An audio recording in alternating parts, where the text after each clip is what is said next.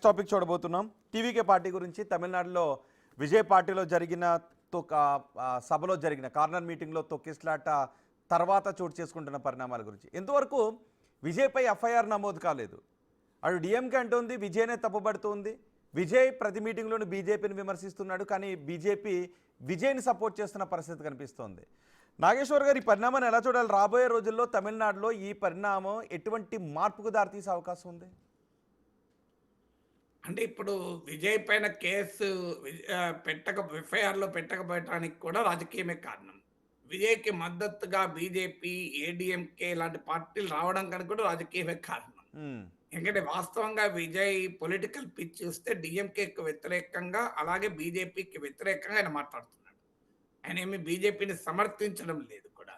ఇప్పుడే కాదు, మొదటి నుంచి కూడా, ఈవెన్ పార్టీ పెడతారని ప్రకటించక ముందటి నుంచి కూడా Vijay was critical of BJP మొదటి నుంచి కూడా. సో మీకు కానీ ఇటీవల పరిణామాలు ఏమయ్యాయంటే, ఈ తొక్కిసలాట తర్వాత విజయ్ డిఎంకే ప్రభుత్వాన్ని టార్గెట్ చేస్తూ ఇది కుట్ర, నాపై కుట్ర, మీరు నన్ను టార్గెట్ చేయండి, కావాలంటే నా అభిమానులను టార్గెట్ చేయకూడదు అంటూ తన తప్పును ఏమీ లేదు, ఇదంతా ప్రభుత్వమే కావాలని కుట్ర పని ఈ ఘటనకు కారణమైందని విజయ్ ఆరోపిస్తున్నాడు. చాలా తీవ్రంగా ఆరోపిస్తున్నాడు. దమ్ముంటే నన్ను అరెస్ట్ చేయని సవాల్ కూడా చేస్తున్నాడు. అయినా కూడా డిఎంకే ఎఫ్ఐఆర్‌లో విజయ్ పేరు పెట్టలేదు. పార్టీ స్టేట్ జనరల్ సెక్రటరీ అలాంటి వారిని మాత్రమే కేసులో పెట్టింది. ఎందుకంటే పొలిటికల్‌గా దీన్ని డ్యామేజ్ ఏముంటుంది? విజయ్‌ని అరెస్ట్ చేస్తే వచ్చే నష్టమేంటి? ఎఫ్ఐఆర్ దానిలో పెట్టిన తర్వాత విచారణకు పిలవాలి, అరెస్ట్ చేయాలి. మన అల్లు అర్జున్ వ్యవహారం చూసాం ఇక్కడ. సో అందువల్ల అది పొలిటికల్‌గా ఎన్నికలు రాబోతున్న సమయంలో ఏ రకమైన పర్యవసనాలకు దారి తీస్తుంది అనేది డిఎంకే ప్రభుత్వం కూడా ఆలోచిస్తుంది. అంటే విజయ్ కూడా ఇది వెరీ పాపులర్ యాక్టర్ అని అర్థమైపోయింది. ఆయనకు వస్తున్న జన సమీకరణ రేపు అది ఓట్లుగా మారుతాయో తెలియదు, కానీ జనం వస్తున్నది పాపులర్ యాక్టర్ కనబడుతుంది. అందువల్ల డిఎంకే ఆలోచిస్తుంది. బీజేపీ ఏంటంటే దీంట్లో తలదూర్చి విజయ్‌ని తన వైపు తిప్పుకోవాలి, ఎన్నికలకు ముందైనా ఎన్నికలకు తర్వాత అయినా అని బీజేపీ వ్యూహం. అందుకే మీరు గమనించండి, విజయ్ బీజేపీ పట్ల తీవ్రమైన విమర్శలు చేస్తున్నప్పటికీ కూడా ఈ మొత్తం కరూర్ ఎపిసోడ్‌లో ఎక్కడా కూడా విజయ్‌ది తప్పు లేదు అన్నట్లుగా బీజేపీ వాదిస్తోంది. అన్నామలైని స్టేట్మెంట్ మీరు చూడండి. సో విజయ్ తప్పేంది? తప్పంతా డిఎంకే ప్రభుత్వానిది అని వాదిస్తోంది. మరి తప్పంతా డిఎంకే ప్రభుత్వం ఉంటుందా? విజయ్‌కి పాత్ర ఉండదా? ప్రత్యేకంగా ఫైనాన్స్ మినిస్టర్ నిర్మలా సీతారామన్ వచ్చిపోయారు. అలాగే ఎన్డీఏ ఫ్యాక్ట్ ఫైండింగ్ కమిటీ మీకు పంపించారు హేమమాలిని. మీకు ఇలాంటి వాళ్ళతో కూడినటువంటి వాళ్ళతో ఒక టీములు కూడా మీకు అనురాగ్ ఠాకూర్ లాంటి హై ప్రొఫైల్ ఎంపీస్‌తో కూడినటువంటి టీంను పంపించారు. సో మీకు మణిపూర్‌కి ఇంతవరకు NDA fact finding committee team పోలేదు, కానీ ఇక్కడికి వచ్చారు. అహ్మదాబాద్‌లో ఒక వంతెన కూలిపోతే ఎన్డీఏ ఫ్యాక్ట్ ఫైండింగ్ టీం పోలేదు అక్కడికి. మీకు ఎన్డీఏ ఫ్యాక్ట్ ఫైండింగ్ టీము మరి ఇప్పుడు మాత్రమే వచ్చింది ఎందుకు అంటే రాజకీయం అదే. సో అందువల్ల విజయ్‌కి అనుకూలంగా స్పందించుతోంది బీజేపీ కూడా. ఎందుకంటే బీజేపీకి అర్థమైంది ఏంటంటే, అన్నా డిఎంకే గతంలో లాగా బలంగా లేదు. జయలలిత లాంటి కరిస్మాటిక్ లీడర్లు లేరు. అందుకే పళనిస్వామి పైన బీజేపీ ఒత్తిడి తెచ్చింది కూడా. మీరు ఏడీఎంకేకు దూరమైన పన్నీర్ సెల్వన్, దినకరన్ లాంటి నాయకుల్ని కూడా తిరిగి ఏడీఎంకేలోకి తెచ్చుకోండి అని.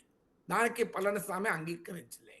సో బీజేపీ అనుమానం ఏంటంటే, ఏడీఎంకే బీజేపీ ఈ రెండు కలిస్తేనే ఇండియా కూటమి, డిఎంకే నాయకత్వం ఇండియా కూటమిని ఓడించలేము అనేది బీజేపీ అనుమానం.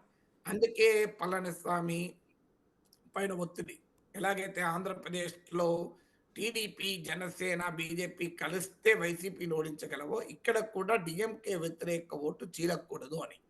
అందుకే మీకు దినకరన్ కు సంకేతాలు, పన్నీర్సెల్వం సంకేతాలు, అంబమణి రామదాస్ పిఎంకేకి సంకేతాలు, ఇప్పుడు ఈ ఎపిసోడ్ తర్వాత విజయ్‌కి కూడా సంకేతాలు. ఎందుకంటే కేంద్రము అండదండలుంటే డిఎంకే విజయ్‌ని అరెస్ట్ చేసే సాహసం చేయదు. సో అందువల్ల కేంద్రము అండదండలు ఉన్నాయి మీకు అని. ఇప్పుడు మీడియాలో వస్తున్న కథనం అయితే ఇన్సిడెంట్ జరిగిన వెంటనే హ్మ్. టాప్ బీజేపీ లీడర్ విజయ్‌తో మాట్లాడాడని, ఓకే. విజయ్ పార్టీకి చెందిన ప్రాపగండా చీఫ్ ఢిల్లీకి హ్మ్. కూడా వెళ్ళాడు. హ్మ్. అయితే ఆయన నేను వాలీబాల్ అసోసియేషన్ పని మీద వెళ్లారని చెప్తున్నారు కానీ, right. So TVK propaganda chief ఢిల్లీకి కూడా వెళ్లారు.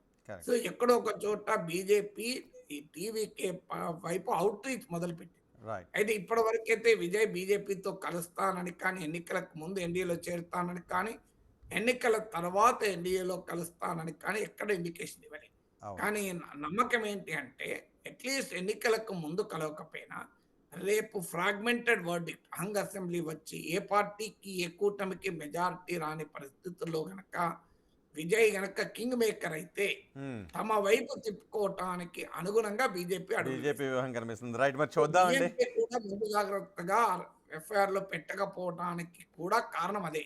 కరెక్ట్. రేపు ఎప్పుడైనా ఎలా ఉంటాయో రాజకీయ పరిణామాలు అని. So, correct. అందువల్ల బీజేపీ ఇప్పుడు కొత్త పరిణామం ఏందంటే, ఈ తొక్కిసలాట తర్వాత సో విజయ్ వల్నరబుల్ అయ్యాడు గనక, ఆయన హ్మ్. మీద డీఎంకే ఏ కేసులు పెడుతుందో తెలియదు గనక, హ్మ్. బీజేపీ ఇదొక అదనుగా, అవకాశంగా ఉన్నారండి. రైట్. అక్కడ ఆంధ్రప్రదేశ్‌లో గూడా చూడండి. కరెక్ట్. చంద్రబాబు నాయుడు అరెస్ట్ అయ్యేంత వరకు బీజేపీతో పొత్తుకు టీడీపీ హ్మ్. పూర్తి స్థాయిలో కలిసి రాలే. పొత్తు పట్ల ఏదో ఒక రకమైన అవగాహన పట్ల ఆసక్తి చూపినా, ఎక్కడ మైనారిటీ ఓటు పోతుందో ఇలాంటి శషబిషలుండేవి. కరెక్ట్. కానీ ఎప్పుడైతే అరెస్ట్ అయ్యారో చంద్రబాబు నాయుడు వెంటనే బీజేపీతో పొత్తుకు మరింత సానుకూలమయ్యారు. రైట్. సో, తమిళనాడు, ఆంధ్రలో కూడా ఆంధ్రప్రదేశ్ తరహా ఒకవేళ విజయ్‌ని గనక డీఎంకే ప్రభుత్వం అరెస్ట్ చేస్తే తమకు మరింత అనుకూలంగా పరిస్థితులు ఉంటాయని బీజేపీ సో ఆలోచిస్తుంది. బీజేపీ అందువల్ల ఈ వ్యూహాత్మకంగా పొలిటికల్ యెస్. రీఅలైన్‌మెంట్‌కు రంగం సిద్ధమవుతున్నట్టు కనబడుతుంది. రైట్. బీజేపీ ఇక్కడ వ్యూహాత్మకంగా వెళ్తుందని చెప్తున్నారు. చూద్దాం మరి ఏం జరుగుతుందో.